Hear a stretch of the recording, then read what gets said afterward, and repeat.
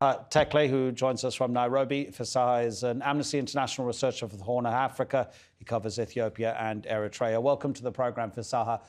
What sort of allegations of war crimes, possible war crimes, have you heard of? Yes, we have seen a number of serious allegations of human rights violations in the context of the conflict. One of them is the briefing we published last week about indiscriminate shelling and attacks on civilians when the Ethiopian and the Eritrean forces entered the city of Aksum on 19th of November. But that after capturing Aksum, the Eritrean forces also killed hundreds of civilians, mainly targeting the men and the youth, and that might also amount to crimes against humanity. But also we have documented similar violence targeting civilians in Maikara in November.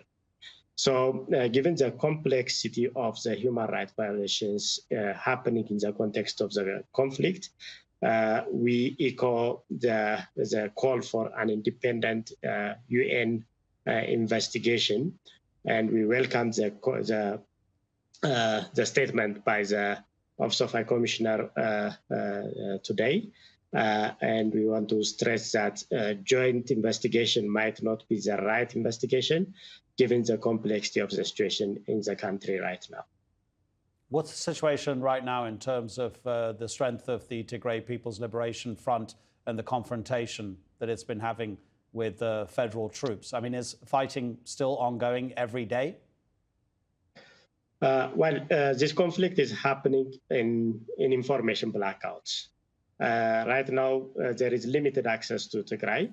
There is limited phone connectivity and internet connectivity. So confirming the conduct of the conflict, including human rights violations, is very difficult. But there are allegations that there are conflicts happening in different parts of Tigray still now, mainly in central part of Tigray, south to Mekelle, and also in the northern part of Tigray, near the border with Tigray, with Eritrea. But those are difficult to confirm because of the information blackout. And you might remember that the government has allowed access to the media last week, but their fixers and assistants were arrested immediately a day or two after their coming to Tigray. So confirming and verifying information is very difficult in Tigray right now. Fisseha, briefly, if you don't mind, do you see any possibility of Ethiopia's Prime Minister Abiy Ahmed actually allowing United Nations monitors into Tigray? Because, after all, he is the man who ordered his federal troops to start that fight, isn't he? Well, immediately after Amnesty statement briefing last week, the Prime Minister has issued a statement saying that Ethiopia is open for accountability and to seek assistance and support for its investigation for different allegations of human rights violations in the context of the conflict. But what Amnesty is seeking is that Ethiopia should allow unfettered access for investigation into the violations happening in the context, given the complexity.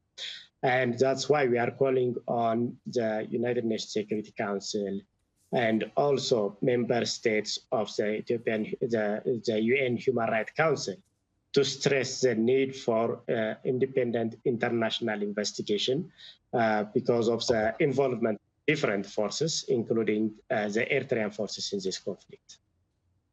Fisseha, thank you so much indeed. From Amnesty International, Fisseha Tekle.